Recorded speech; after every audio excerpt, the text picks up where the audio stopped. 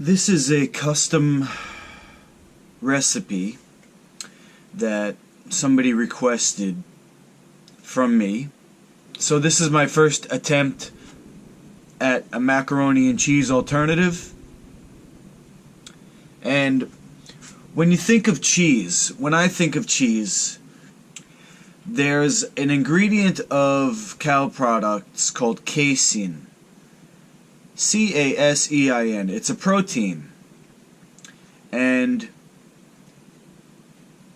it's addictive.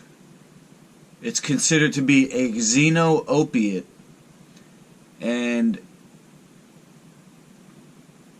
it binds to receptors in the body that are for endogenous opiates, which means it makes you feel good when you eat it. And that's why people are addicted to cheese.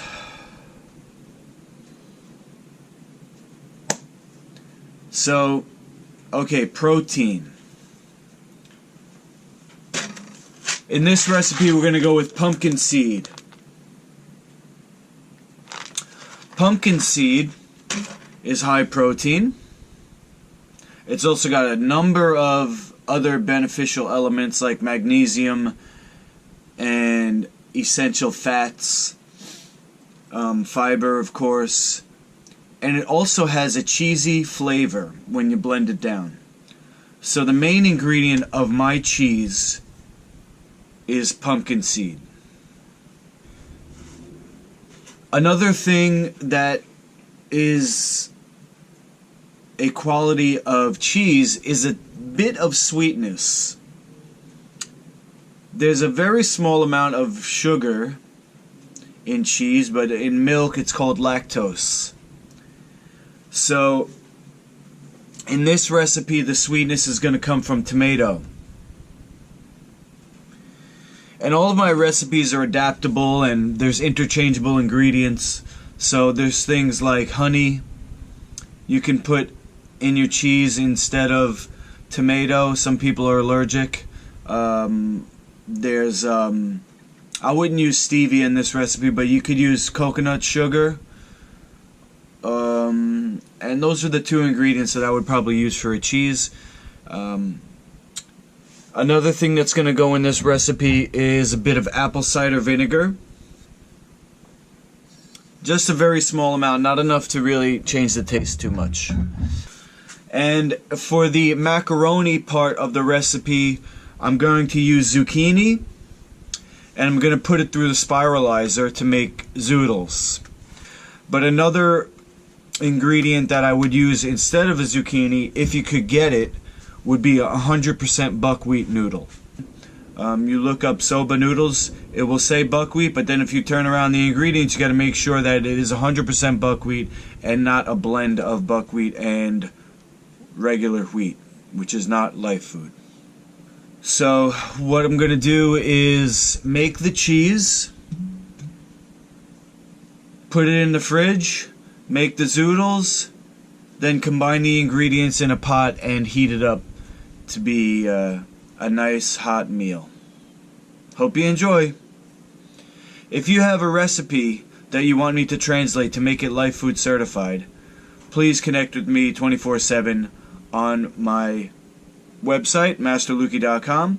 Now, when you have an addiction to cheese, not only is there the ingredient that you're going to cut out and replace, but there's also a condition inside the body where you have your tissue and then you have the biofilm. And nutrition actually comes from the relationship between the bacteria and the body. We only have nutrition as a result of the relationship we have with bacteria. And you have to have healthy bacteria. But right now, if you're just tuning in and you never heard about Lifefood certified ingredients and recipes, it's very likely that you have a condition of bacterial overgrowth, of competitive bacteria, not symbiotic bacteria. Symbiotic is the kind that works with us. Competitive is the ones that come from animal products, and the ones that come from grains, and other unnatural foods like starches and hybrids. So we got to do a bit of cleansing to scrub that biofilm, which is the lining of the intestine where the bacteria live. And we cleanse from the top down. You get the good food. The next organ after the stomach, when you get the food in, is the liver. And the liver right now is filled with waxy stones.